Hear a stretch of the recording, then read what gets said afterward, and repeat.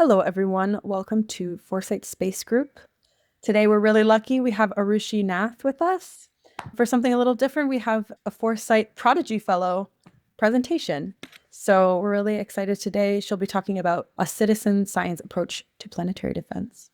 So Arushi, thank you so much for joining us. Thank you so much for having me. Looking forward to this. All right, so I will share my screen now. So my name's Arushi. I'm a high school student from Toronto. And today I'll be talking to you guys about citizen science research on both planetary defense and exoplanets. So to get right in, today I'll be talking to you guys about citizen science research on both asteroids and exoplanets. So getting right into it, asteroid collision risks are real. They might be small, but they're definitely not zero. Actually, about 66 billion years ago, it's an asteroid impact that we suspect basically caused the extinction of dinosaurs completely. So maybe if only they had their own space agency, it could have been prevented. But luckily, we do. We have NASA, which has been keeping track of all of the asteroids basically that we've discovered so far. So up to date, we've discovered over 1 billion asteroids. Of those, about 40,000 are near-Earth asteroids. And continuously every month, we keep discovering hundreds more. And we are able to find their properties, we're able to find their orbit and see, is there a chance that their orbit can intersect with the orbit of the Earth? And we can rank this based on a Palomar scale. You can see it right on the right of this table. So basically, positive numbers means that we should be cautious. There could be a risk of colliding. Luckily, you can see this is a table I took yesterday from their website. No asteroids have any high risk. The ones from about 0 to -2 means that there could be, we should basically be on alert. We should be taking more observations of these asteroids. And the ones below -2 have a very small risk. So these observations are re-ranked in time. So as we get new observations of these asteroids, we're able to really narrow down their orbit, see is there a chance of colliding or not at all. And so we can remove stuff from this list, maybe keep them in the list if we need more follow-up. But not all of these asteroids have equal chance of impacting the Earth. Actually, the smaller the asteroid, the more chance of it impacting the Earth, simply because there's so many more of these smaller asteroids. For example, you can see like a 10-kilometer asteroid, like the Chicxulub, which caused the extinction of dinosaurs, only happens once in about 100 million years. Whereas a smaller asteroid, like the one that impacted Russia about 15 years ago, which is about 20 meters, could happen once every 50 years or so. So different asteroid sizes, different impact probabilities. And about 40% of these asteroids above 140 meters have been found. So we're doing great so far with our detection capabilities. And a bit about what damage these asteroids could cause. So smaller asteroids like 0 to 25 meters could either evaporate fully into the atmosphere or maybe explode a bit, causing some local damage. The ones at 140 meters, these we should start being careful of because they also have a higher chance of impacting the Earth, and they could cause quite a wide city damage and maybe even provincial damage. And then as we go bigger, the ones that are very unlikely could cause huge global damage. So we're getting better at predicting asteroid impacts much before they arrive. So far, we've predicted about 11 asteroids before they've entered our atmosphere, and in the past, maybe 10, 20 years. And these are all very small asteroids. You can see their diameter is about 2 to maybe 10 meters, so not that big. So all of these normally evaporate in the atmosphere. And since these are the small ones, these are the ones that keep happening year after year. And you can see, especially in the latest 2, 3 years, this is when we've been able to really fine-tune our detection capabilities because we're able to detect so many of these asteroids right before impact. In fact, in 2022, one of these asteroids, 2022 with WJ1, passed really close to my hometown. You can see it whizzing past the CN Tower right here. And it just was discovered only 3 hours in advance, but we were able to discover it. And we saw it was really small, had no possible injuries it could cause, and it fell harmlessly into a lake. So about 3 years ago, many of you probably heard about NASA's DART mission.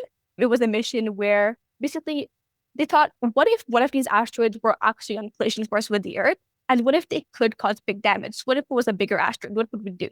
So they deliberately basically crashed a fridge-sized spacecraft into a binary asteroid system, Didymos Dimorphos. So they crashed into the moonlet and they tried to test out the kinetic impactor method of deflecting an asteroid. So they want to hit it and they want to change its orbit just so slightly so that if this type of asteroid were in collision course with the Earth, we would be able to deflect it. So I wanted to see what can I do to help this mission. And I wanted to basically find if I can see what changes happened before and after the impact of the spacecraft. Was there any changes in physical properties? Can I measure a change in the orbit? So what I did is I wrote research proposals to different telescopes all across the globe, in places like Spain, Canada, the States, Chile, and Australia, to get time under a telescope and use this to observe the asteroid before, during, and after the impact. So I was able to get a bunch of photometry observations. So basically measuring the light coming from the asteroid through the images, and then seeing how that light changes over time across before, during, and after.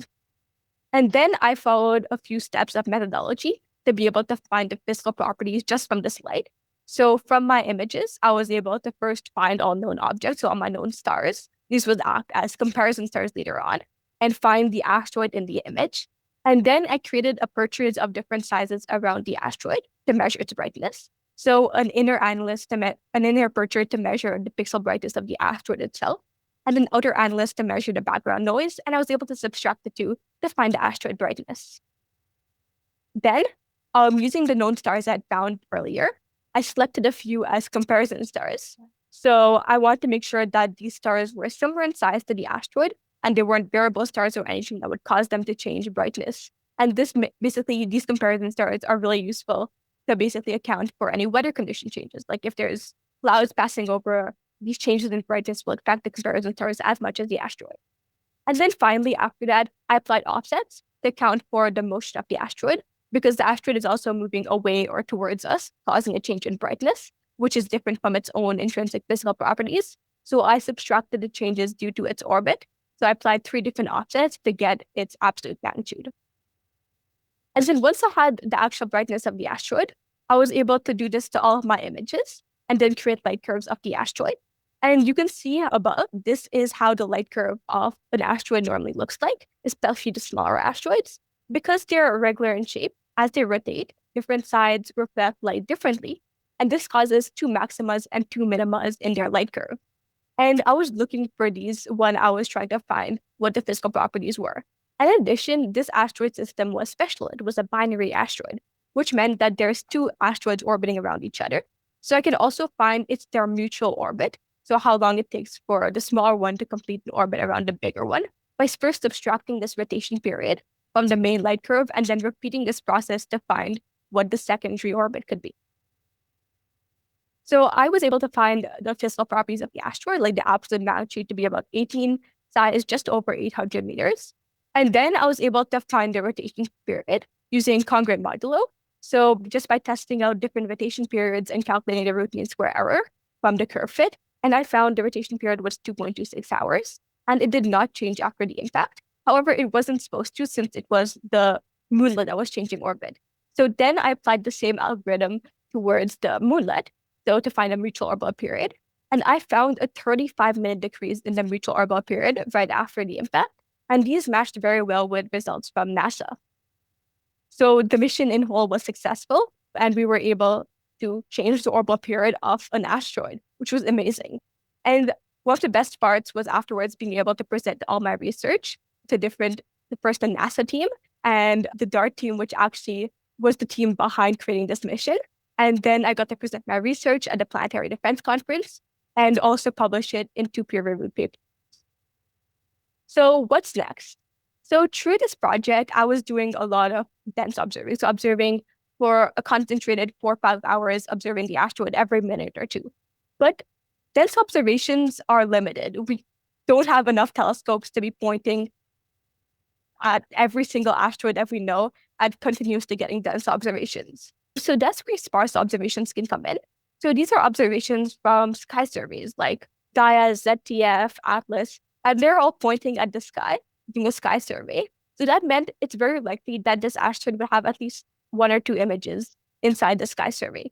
So by combining these sparse observations and the dense observations, we can get much more physical properties, especially because through these sparse observations, when we're observing it from different timings, we're able to get it through different phase angles. And through these different phase angles, we're able to find more about the reflectivity of the asteroid. And in addition, these sky surveys operating different filters. And using these different filters, we're able to find more about the composition by seeing where it reflects, where it absorbs, depending on the wavelength. And all of you guys must have heard about the Vera Rubin Observatory, which is coming up, and it's already been observing the sky. And actually, in just 10 hours of observations, it was able to detect about 4,000 asteroids. Out of those, 2,000 were new detections, and some of them were near-Earth asteroids, which was fantastic. And this is just 10 hours. So imagine the millions of asteroids and other objects we can be able to discover through the next few years.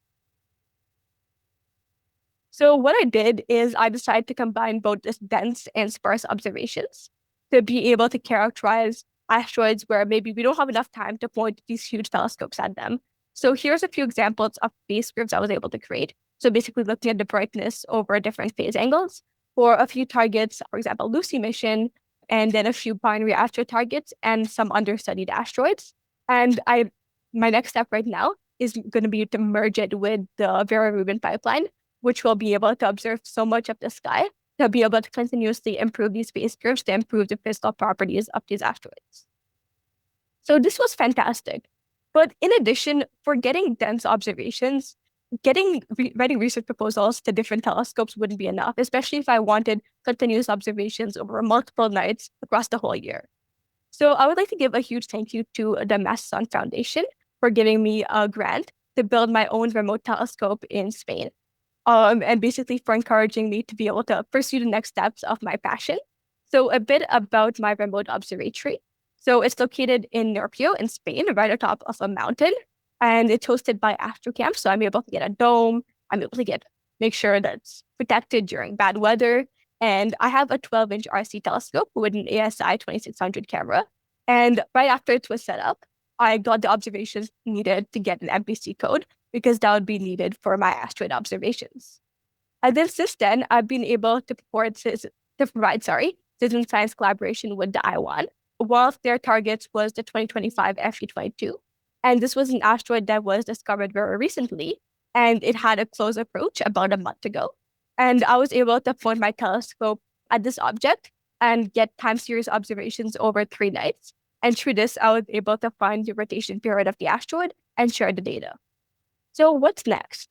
I'm also interested in using all of these photometry and brightness techniques I learned across that project towards exoplanets. And exoplanets are actually a very fascinating topic. Let me show you this GIF right here. So this is of a planet orbiting around an exoplanet, a planet orbiting around a star in a different system. You can see as the planet passes in front of the star, there's a dip observed in the light. And this dip is called the transit dip. And through this dip, we're able to find the orbital period of the asteroid. We're able to also find stuff like the mass of the asteroid, thanks to Dr. Sarah Seeger. She actually gave a presentation a few weeks ago at the Foresight seminar. And so these exoplanets, we're able to do this for about 5,000 exoplanets so far, which is pretty cool. However, most of the exoplanets we've discovered so far have been through this transit method. And this means that to have discovered this asteroid, we have to make sure that they actually do transit and fill up their star, they do pass and fill up their star, and the geometry is aligned. However, this happens on a very rare scenario. Most of the time, the exoplanet may be slightly above the star, maybe slightly below the star, and we would never discover them through this method. And actually, out of the almost 6,000 exoplanets discovered to date, 75% have been discovered through this transit method. And in addition, because of this, planets that are further away, which could also resemble more Earth-like situations, have not been discovered because these have even less chance of transiting their planet. So I thought, how could we actually discover these unseen planets? So one method to do this is transit timing variations, or TTVs. So what this is basically, imagine you have a system. If a planet was a single planet system, it would continuously orbit around the star and transit at the exact same time interval each time. However, if there was a second planet in the system, then this planet could cause gravitational interactions with the known transiting planet, causing it to transit earlier or later than detected, as you can see through the second figure right below. And this could cause transit timing variation. Sometimes it would transit earlier, later, and we can create observed minus calculated curves to measure this. So observed is simply when we predict that it would be transiting, and calculated is when we would predict it would be transiting, and observed is when it actually transits. And these curves are normally sinusoidal. And a cool fact it was actually through a similar method that Neptune was discovered, the planet in our solar system, because we saw that Uranus basically, it wasn't orbiting like it should, and we saw some timing shifts. So far, 35 exoplanets have been discovered through transit timing variations, causing 22 systems to be upgraded from single planet status to multi-planet status. However, analysis through TTVs are challenging. It requires long-term baseline, sometimes 10s and 20s, 30s transits, which is very hard to get. And it's also very computationally intensive to be able to find what type of planet could actually be perturbing it to cause this type of transit timing variation. So I decided to try and tackle this problem myself. So I followed a few steps methodology. First, I generated over 80,000 n-body simulations. So these are simulations mapping basically how a perturbing planet could impact the TTV curve with the mass of the perturbing planet, would it change the amplitude? So in fact, bigger the planet, the bigger the amplitude change. Also, I was able to map it for period, eccentricity, inclination, and argument of periastron. So here you can see some sample n-body simulations. The second step is once I had these n-body simulations, I used long-period analysis, Lomskargel analysis to extract the dominant periods.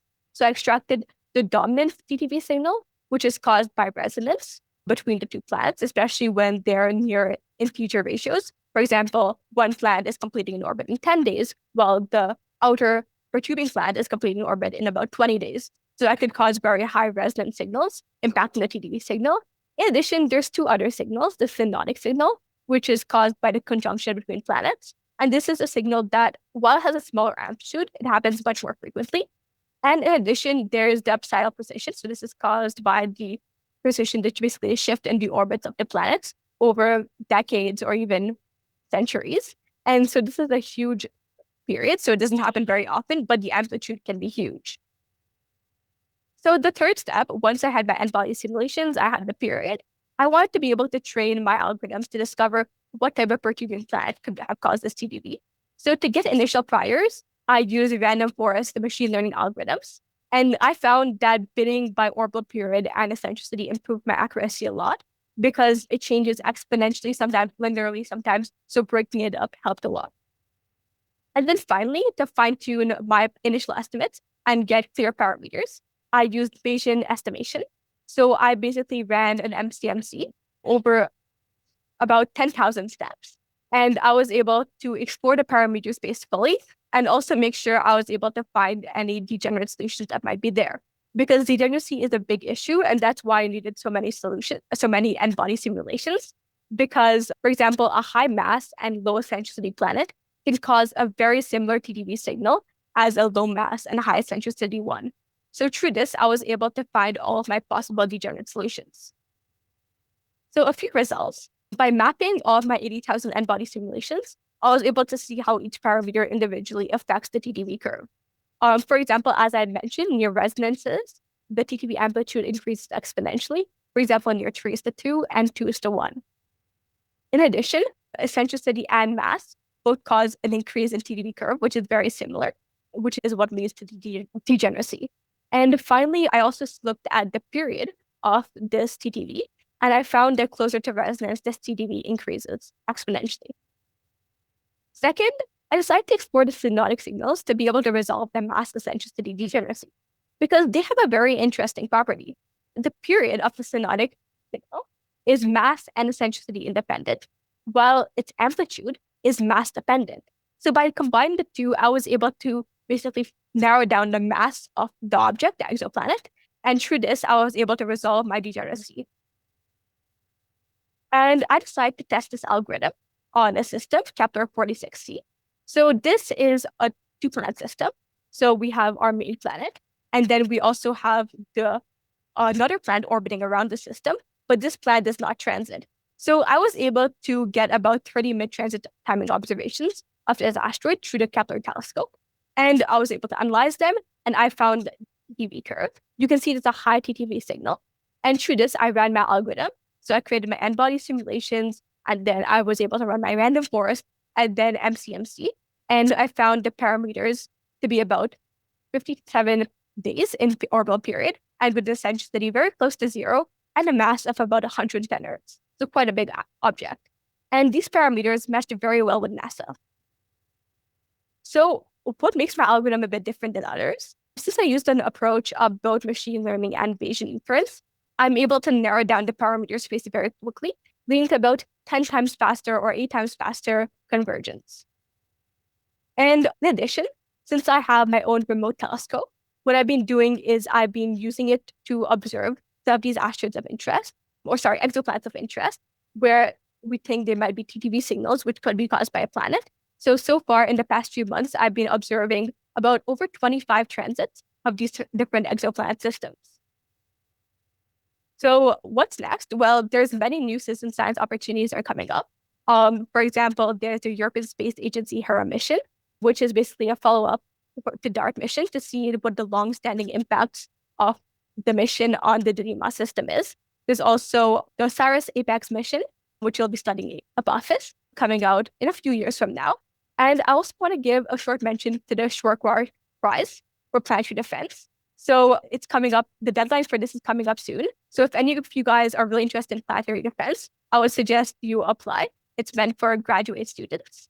And in addition, in the exoplanet field, there's also the Ariel mission, which is coming up to study the atmospheres of exoplanets. So thank you so much for listening. It's a short presentation, so I'd be open to a lot of questions. And to sum up, I'd be interested in collaborations, especially to access supercomputer time for long period TTV analysis. So thank you so much. Thank you, Arushi. That was great. I guess I have one question to start it off.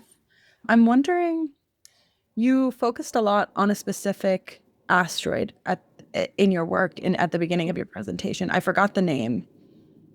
Yes. What was it? Didymos. Right. Why did you focus on that one in particular? So that I focused on that asteroid because it was the subject of the Planetary Defense Mission, DART mission. So since there was an active mission around it, that meant that they were looking for as many observations as they can. They were looking for rapid characterization of the asteroid. So before it impacted, after it impacted, I want to see if I could find the properties of this asteroid and also see how they changed post-impact. Awesome. Thank you. All right. Next up, we have Micah. I might have missed this, and if so, I apologize. Have you looked into or thought about how to identify if a system has many planets rather than just two? Like, we've got 12 planets orbiting a star. Can your technique detect that? Can you pull out all the planets or just the big ones? Great question. So in fact, it'll follow a very similar process if there were more than two planets. So what the process would be like is first we'd find that second planet, and we'd be able to find its properties. And then we'd be able to compare the TTV curve of that planet with the actual TTV curve and subtract the two.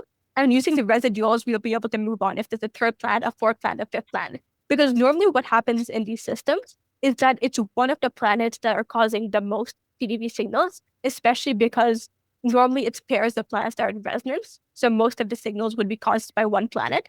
But once we subtract everything that's been caused by that planet, if our observations are good enough, and if we're able to get observations with very high precision, then we'd be able to find other planets too. Awesome. Does anyone else have any questions? Micah, do you have another one? I do. Awesome. I'm guessing the answer to this is no, but is our current technology high enough precision to be able to detect planets based on their gravitational effect on the star they're orbiting? Or is that just too small of an effect for us to detect? Normally, it's too small. However, if the star itself is really small, like even smaller than the Earth, we could have a chance, especially if they're closer to us. We would have a better chance of being able to detect them. But for most of the systems, unfortunately not. Great. Does anyone else have any other questions for Arushi? Okay, then. Well, with that being said, I think we can close it out. Thank you so much, Arushi, for coming and giving this great presentation. It's great to hear what you're working on. It sounds like you're very busy. So thank you so much. And thank you, everyone else, for joining us today. And with that being said, we hope you have a great rest of your Friday and have a great weekend.